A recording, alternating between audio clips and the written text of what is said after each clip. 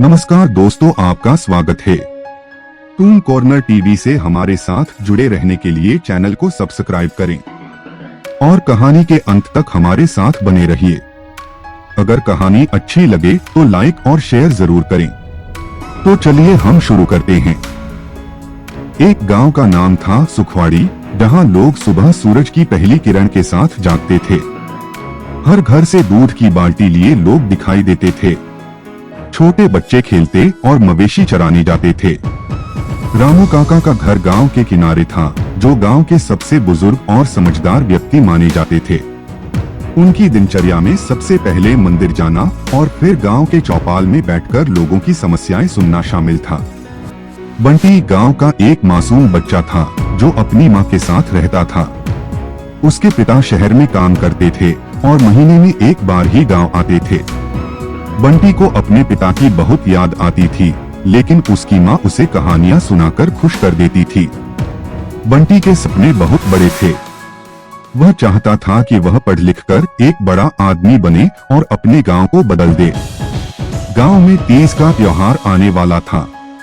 सभी महिलाएं तैयारियों में जुटी थीं। बंटी की मां गौरी भी अपने पुराने कपड़ों को साफ कर रही थी, ताकि त्योहार पर कुछ नया सा लगे। बंटी ने अपनी माँ से पूछा, माँ, हम नए कपड़े क्यों नहीं खरीदते? माँ ने मुस्कुराते हुए कहा, बेटा, ये कपड़े भी नए जैसे ही हैं। असली खुशी तो अपनों के साथ होने में है। बंटी इस बात को समझ गया और उसकी मासूम मुस्कान ने माँ का दिल जीत लिया। चौपाल पर गांव के लोग एक बड़ी समस्या पर चर्चा कर रहे थे। गांव का तालाब सूख रहा था और खेतों में पानी की कमी हो रही थी।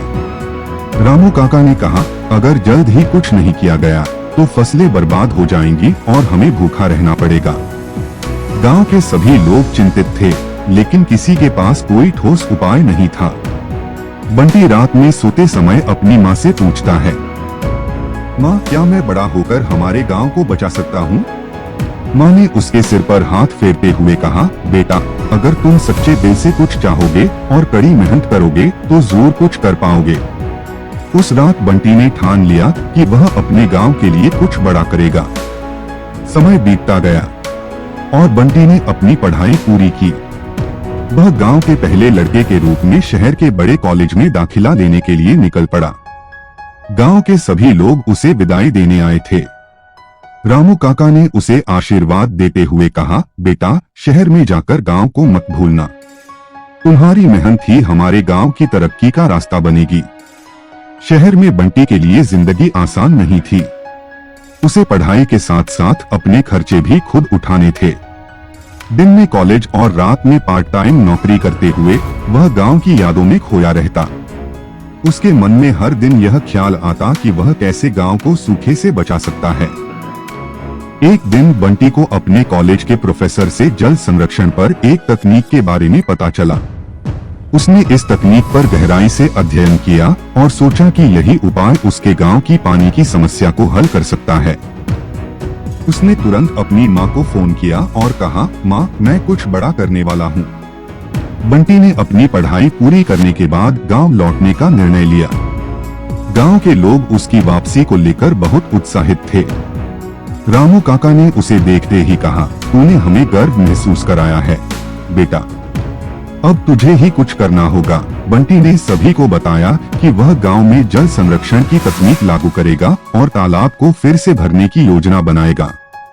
बंटी ने गांव के सभी लोगों की मदद से तालाब को फिर से भरने का काम शुरू किया। कुछ ही महीनों में गांव में पानी की समस्या हल हो गई। खेतों में हरियाली लौट आई और गांव के लोग खुशहाल जीवन जीने लगे। बंटी अब गांव के लिए हीरो बन चुका था।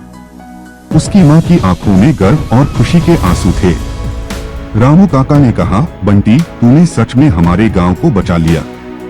गांव के लोग अब तीज और त्योहारों को पहले से भी ज्यादा उत्साह से मनाने लगे थे। इस तरह बंटी ने अपने सपनों को साकार कर दिया और अपने गांव को एक नई दिशा दी।